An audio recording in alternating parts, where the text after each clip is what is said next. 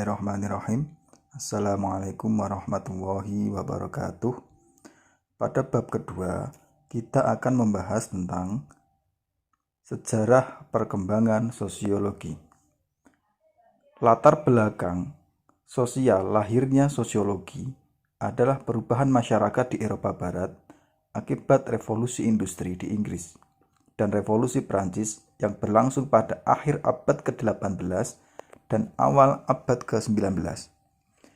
Banyak orang pada masa itu berharap bahwa revolusi industri dan revolusi Prancis akan membawa kemajuan bagi semua anggota masyarakat.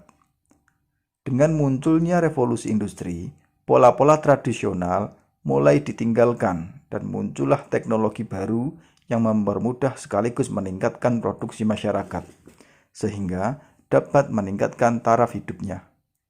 Jika pada masa feodalisme, sebelum revolusi Prancis, masyarakat terkotak-kotak dalam lapisan-lapisan sosial yang sangat membatasi ruang bagi lapisan sosial yang lebih rendah. Setelah revolusi, semua orang berharap bahwa akses terhadap sumber daya sosial dan ekonomi, seperti pendidikan dan pekerjaan, harus terbuka lebar bagi semua lapisan. Akan tetapi, apa yang diharapkan masyarakat tidak menjadi kenyataan.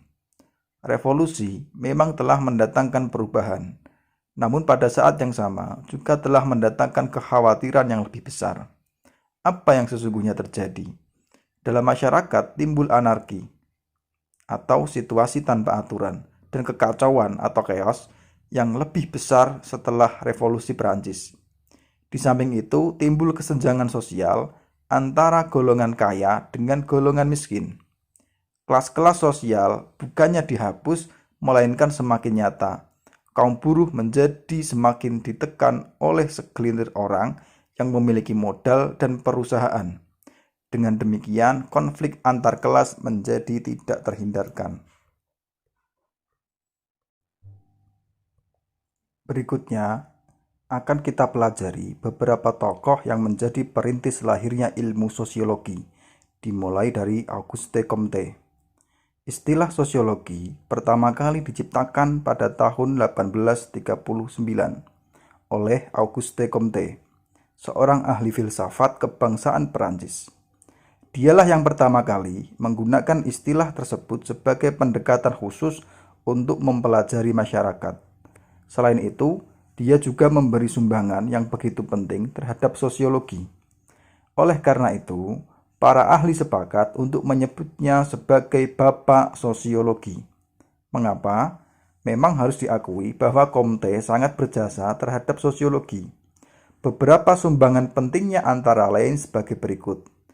Yang pertama, ia mengatakan bahwa ilmu sosiologi harus didasarkan pada pengamatan, perbandingan, eksperimen, dan metode historis secara sistematik.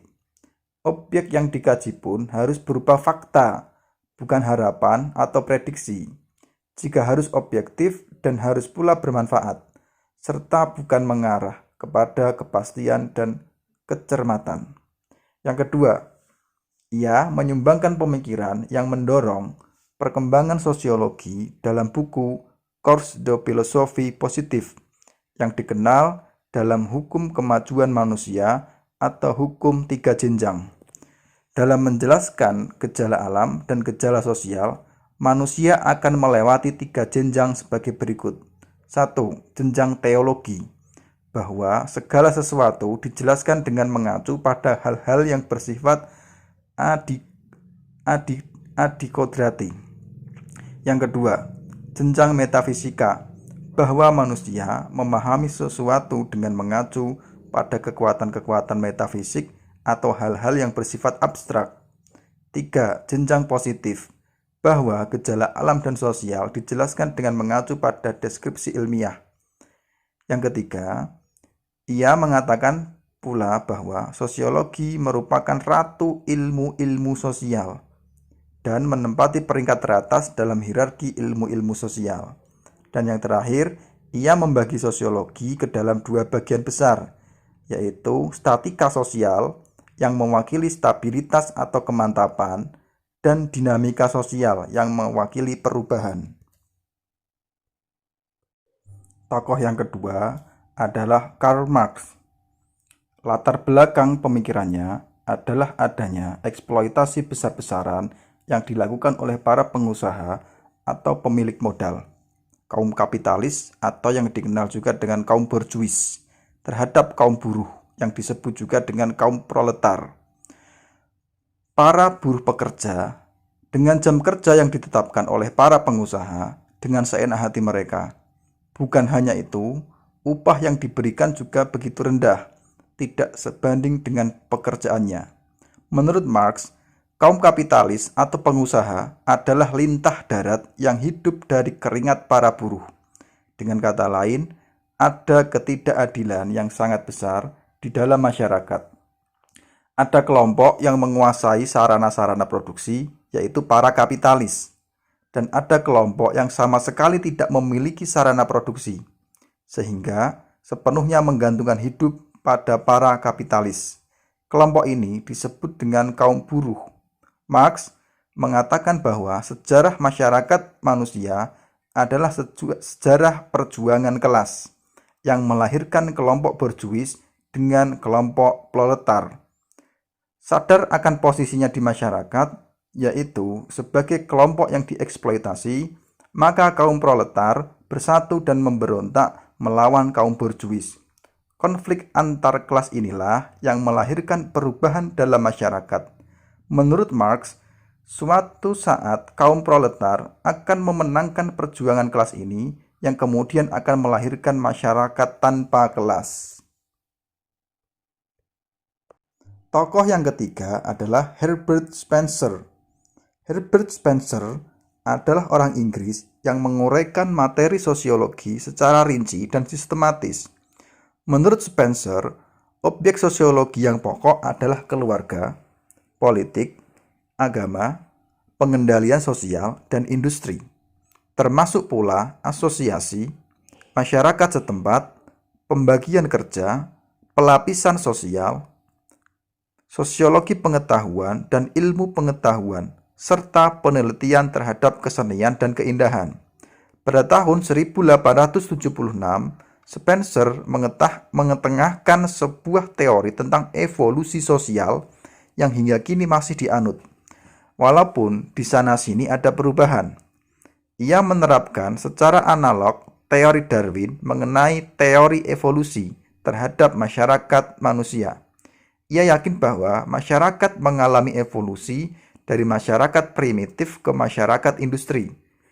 Spencer juga mengembangkan gagasan tentang sistem interaksi sosial, khususnya pada masyarakat Inggris.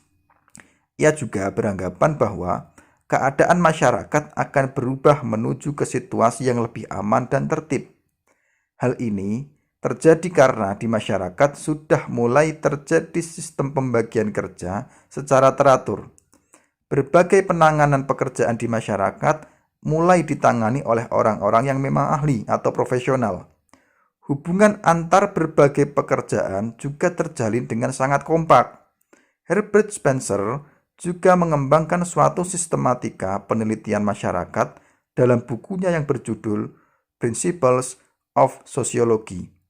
Melalui buku ini, istilah sosiologi menjadi lebih populer.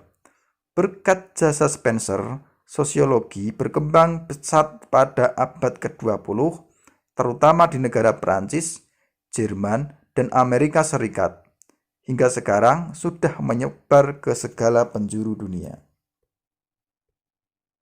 Tokoh yang keempat adalah Emil Durkheim. Bagi Durkheim, fenomena sosial yang tumbuh berserakan dalam kehidupan masyarakat ini adalah nyata. Oleh karena itu, gejala-gejala sosial yang tumbuh dan berkembang dalam masyarakat sesungguhnya dapat dikaji dengan metode-metode empiris dan bukan secara filosofis. Pada prinsipnya, Durkheim menolak penjelasan ilmiah tentang tindakan yang hanya mendasarkan analisis pada karakteristik individu seperti insting, kemauan, imitasi, dan kepentingan pribadi. Penjelasan semacam itu menurut Durkheim hanyalah merupakan akibat dari kumpulan sifat dan tindakan individu. Menurut Durkheim, Sosiologi adalah ilmu yang mempelajari fakta sosial. Tahukah kamu apakah fakta sosial itu? Fakta sosial adalah setiap cara bertindak yang telah baku ataupun tidak, yang dapat melakukan pemaksaan terhadap individu. Fakta sosial bersifat eksternal terhadap individu. Fakta sosial bisa berupa cara bertindak, berpikir, dan berperasaan yang memperlihatkan ciri-ciri tertentu yang berada di luar kesadaran individu. Fakta sosial bersifat umum, dalam arti tersebar merata dan menjadi milik kolektif, bukan sekedar hasil penjumlahan beberapa fakta individu. Contohnya, hukum, adat istiadat, dan cara berpakaian. Dalam mengkaji masyarakat, Durkheim lebih menekankan pada kesadaran kolektif sebagai dasar dari suatu keteraturan sosial, atau lebih menekankan pada kerjasama yang mencerminkan konsensus moral sebagai proses sosial yang paling mendasar. Tokoh yang terakhir adalah Max Weber. Max Weber berpendapat bahwa sebagai ilmu, sosiologi berusaha memberikan pengertian tentang aksi-aksi sosial.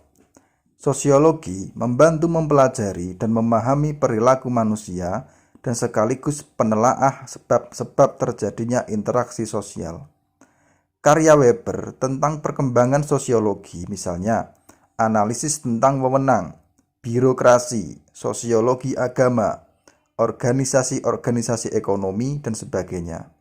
Weber berpendapat bahwa metode-metode yang digunakan dalam ilmu-ilmu alam tidak dapat diterapkan begitu saja pada masalah-masalah yang dikaji dalam ilmu-ilmu sosial. Menurutnya, karena para ilmuwan sosial mempelajari dunia sosial di mana mereka hidup, tentu ada hal-hal yang subjektif dalam penelitian mereka. Oleh karena itu, sosiologi seharusnya bebas nilai atau value free. Tidak boleh terdapat bias yang mempengaruhi penelitian dan hasil-hasilnya. Ia menyebutkan bahwa sosiologi adalah ilmu yang berupaya memahami tindakan sosial.